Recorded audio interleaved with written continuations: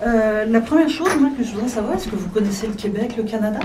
J'imagine que ce n'est pas votre première visite. Ce n'est pas ma première visite, mais j'avoue qu'il faut que je mobilise, disons, mes neurones pour me rappeler. Je crois que c'est la 3e ou 4e fois que je suis à Montréal. J'ai fait un tour, j'étais à Toronto.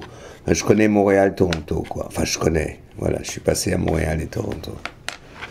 Alors, au Canada, il y a 200 000 Français environ. La plupart sont très européens, d'ailleurs les résultats électoraux le montrent. Et par ailleurs, en France, nos compatriotes, quand même, sont moins européens. Moi, je me demandais, est-ce que vous avez une explication? Quel miracle s'opère au-dessus de l'Atlantique? Je crois que vous êtes en retard d'un train ou d'un métro. Si vous voyez les sondages ces dernières semaines, après le Brexit, et après l'élection de Trump, vous avez une inversion de la tendance. Les Français sont à 80% contre la sortie de l'euro et ils sont évidemment contre la sortie de l'Europe. Donc il y a une incertitude sur l'avenir de l'Europe, sur comment doit évoluer l'Europe, mais il y a une forte conviction que l'avenir de la France est dans quelque chose qui s'appellera ou qui continuera à s'appeler l'Union européenne. De même pour le CETA, la ECG comme on l'appelle ici, nous les Français du Canada, on pousse pour que cet accord soit en place. En France, il y a des réticences aussi. C'est quoi les arguments pour convaincre les compatriotes? Moi, je crois qu'il doit y avoir des réticences aussi au Canada. Je veux dire, il ne faut pas jamais, quand il y a n'importe quel type de traité, il y a des réticences, c'est vrai que en France il y a une inquiétude pour l'agriculture, c'est-à-dire la production industrielle canadienne qui en fait partira à la conquête de marchés en France. Ça inquiète les agriculteurs, surtout de la viande bovine. Et puis il y a tous ces problèmes d'OGM. Alors ça a été clarifié, mais on ne sait jamais, le OGM de soja, la viande d'OGM, c'est-à-dire que le Canada devra produire, disons, d'une façon différente pour l'exportation en Europe. Tout ça, c'est lié alors à des contrôles qui ne sont pas toujours très simples. C'est ça l'inquiétude, quoi. L'inquiétude, c'est que au nom d'une libéralisation du marché, on revoit à la baisse des normes environnementales ou sociales. C'est ça le problème. Donc il faut le président Macron va mettre en place, ou il a commencé à mettre en place une commission pour évaluer justement quels seront les problèmes pour l'agriculture française, par exemple, avec le CETA. Mais est-ce que vous avez le sentiment que les Français ne voient pas justement aussi l'opportunité d'un marché canadien? Vous savez, il ne faut pas parler des Français, ça n'existe pas. Il y a des Français qui voient l'opportunité et il y a des Français qui ne le voient pas. Il faut arrêter de généraliser comme si les Français parlaient d'une voix. Si vous voyez les résultats électoraux entre des Français qui ont voté pour Mélenchon ou Marine Le Pen, des Français qui ont voté pour Macron ou même Hamon, etc., ils pensent différemment. Donc il y a une France résiliente, souverainiste, qui est plutôt très sceptique en ce qui concerne les accords d'échange, des accords de libéralisation des marchés, oui. Et vous êtes optimiste?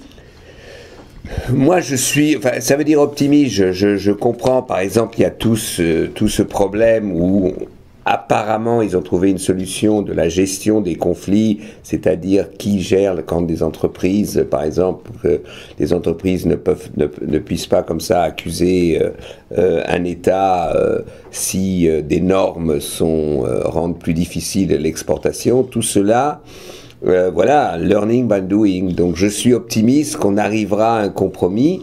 Mais on arrive à des compromis s'il y a aussi des résistances, si on oblige à penser et non pas de prendre toujours la première mouture d'un accord en disant que c'est la fin de l'histoire. Tu as des questions sur le même sujet?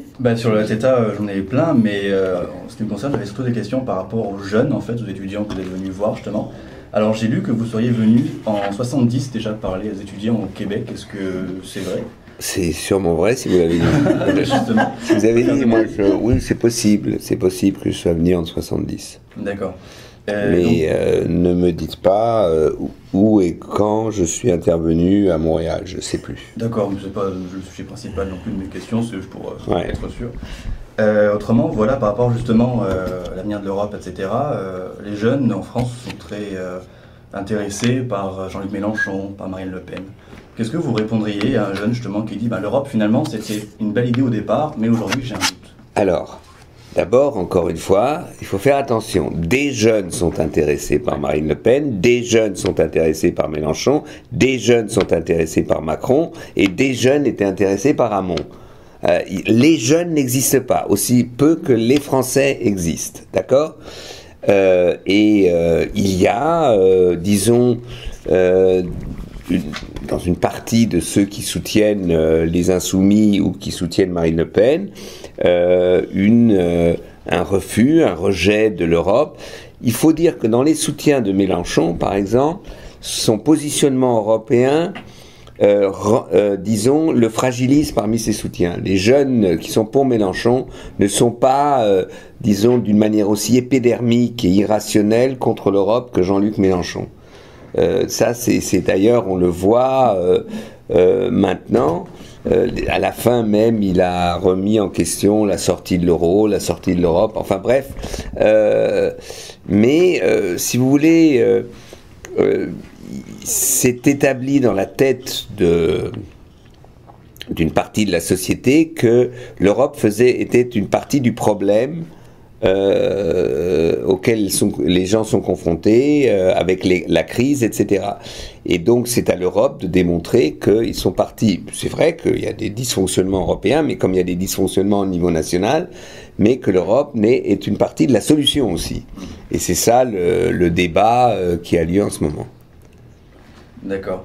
Et une autre question, j'ai vu, vous étiez passé chez Ruquier en 2016 et vous disiez j'ai toujours été centriste. Même si j'étais des anarchistes, avec des communistes, même si on connaît vos différends avec Georges Marchais. Qu'est-ce que ça veut dire aujourd'hui être centriste en Europe? Ce que je voulais expliquer, c'est que je me suis toujours battu pour élargir l'espace politique dans lequel je combattais. Et que pour moi, être centriste, c'est de dire de ne pas prendre une position idéologique radicale qui empêche l'élargissement d'un mouvement. Et en cela même... en 68 déjà, je négociais, j'étais pour l'ouverture du mouvement aux étudiants plus modérés, etc. Donc en ce sens, être centriste, c'est être quelqu'un qui justement accepte de dépasser une réduction idéologique. D'accord. C'est ma définition du centriste, d'autres en diront d'autres. Hein. D'accord, mais c'est très large, très centriste, une définition. En Amérique du Nord, en fait, on a un maire, Denis Coderre, de même que le maire de Chicago, Rahm Emanuel, qui milite pour des gouvernements de proximité. En fait, leur fait, c'est de dire, finalement, Trump peut bien écouter ce qu'il veut, puisque maintenant on a des gouvernements de proximité, des provinces, des États. Or, en Europe, on a l'impression que le salut va passer par cette espèce d'entité qui va régner sur 28 pays. Est-ce que finalement, ça a encore un sens, un gros gouvernement européen? Vous savez... vous ne réglerez pas le problème, par exemple, de la dégradation climatique. Les villes, les régions sont importantes, mais les accords, vous les faites à un autre niveau. Vous ne réglementez pas la mondialisation en partant d'une ville. Donc l'Europe, aujourd'hui, est l'espace nécessaire pour justement être un parapluie, pour avoir une certaine réglementation qui défende la souveraineté, disons, des États européens et donc la souveraineté des villes. Aujourd'hui, la souveraineté nationale n'existe pas. Ou vous défendez votre souveraineté face à la Chine, face aux États-Unis, face à la Russie, ou vous la défendez par l'Europe et vous donnez alors l'espace possible et nécessaire aux villes pour faire une gouvernance, pour avoir une gouvernance de proximité. Mais là encore, même des villes dépendent d'une réglementation plus générale. Vous n'allez pas régler le problème des réfugiés en Europe ville par ville. C'est vrai. Alors, donc il faut arrêter de dire... Oui, un espace fédéral a sens si cet espace fédéral permet justement une autonomie à l'intérieur de cet espace fédéral. Est-ce que vous avez le sentiment que l'Europe donne suffisamment d'espace justement aux solutions qui finalement viennent des villes et des Non, mais les solutions ne viennent pas des citoyens. Arrêtons de... Les citoyens ont des idées. Mais les situations... Il faut...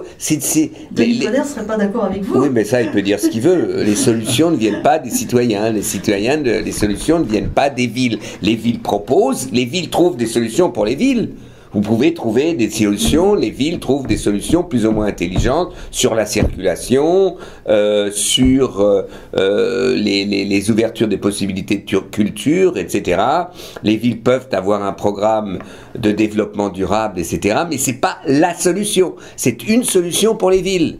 Mais ils ne trouvent pas la solution pour tout le Canada, toute l'Amérique du Nord, et même si vous faites l'addition des villes, vous n'avez pas la solution, parce que chaque ville a une autre solution.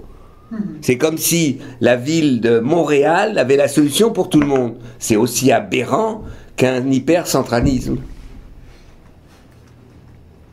Bon, on va faire passer à Denis. Mathias, bah, j'avais, oui, une dernière question, mais c'est vrai que... Une question un peu classique, en fait. Bon, les jeunes, ça n'existe pas, c'est sûr, mais... J'ai pas dit que ça n'existe pas. J'ai dit, les jeunes existent, mais les jeunes ne sont pas, disons, un espace sociologique uniforme. D'accord. Mais mettons, prenons par exemple les étudiants en sciences politiques que vous venez visiter, par exemple, ici à l'Université de Montréal. Depuis, justement, mai 68, est-ce que vous verriez une certaine évolution particulière de la jeunesse par rapport à, je sais pas, la vision du politique? Écoutez, moi je suis pas un grand-père gaga qui raconte aux étudiants, vous savez, il y a 50 ans, évidemment qu'il y a une évolution. Il y a une évolution parce que le monde a changé, parce que face aux poussées des révoltes des années 60, nos sociétés ont changé. Donc se posent aux jeunes aujourd'hui d'autres problèmes. Nous, on était prométhéens, on n'avait pas peur du chômage. Si vous voulez, nous on ne connaissait pas la dégradation climatique. Donc on ne peut pas comparer, des bananes et des pommes. Oui, les jeunes peuvent manger des pommes aujourd'hui, même si nous on aimait mieux les bananes, ou le contraire. Je veux dire, donc voilà, il y a une évolution de nos sociétés, donc il y a aussi une évolution des étudiants, c'est tout à fait normal. Donc il faut foutre la paix aux étudiants avec 68, et que les étudiants, bah, ils trouvent leur chemin et leurs revendications. Parfait. Pour compléter la question de Mathias, en terminant, c'est vrai que les jeunes maintenant sont plus dans l'associatif, le caritatif, plutôt que dans le politique. Est-ce que si vous aviez 20 ans aujourd'hui, vous auriez un engagement politique, plus associatif, plus... Est-ce que la solution passe par quoi? Mais aucune idée. D'abord, je ne crois pas qu'il y ait une solution. Hein, ça, je vous donnerai toujours la même réponse. Et qu'est-ce que vous voulez que je vous dise? Si j'avais 20 ans aujourd'hui, je ne sais pas. Je ne sais pas ce que je ferais. Hein. Je n'ai pas 20 ans aujourd'hui, j'en ai 72. Donc c'est un peu une question à laquelle je ne peux répondre. Je me la pose. Beaucoup. Ben, oui, mais vous pouvez vous la poser, mais vous ne trouverez toutes les réponses. Ouais, mais lui, il peut se poser la question, qu'est-ce qu'il va faire à 72 ans, d'accord? Et il dira, mais j'en sais rien, moi, ce que je vais faire à 72 ans. Et ben, c'est la même chose à l'envers. Et je vous dis que beaucoup de jeunes s'engagent dans l'associatif, mais vous voyez bien que l'associatif, il y a besoin aussi d'une dimension politique, donc d'autres jeunes s'engagent dans la politique. Qui vivra, verra, Inch'Allah, et tout va bien. Merci beaucoup. Pas de quoi.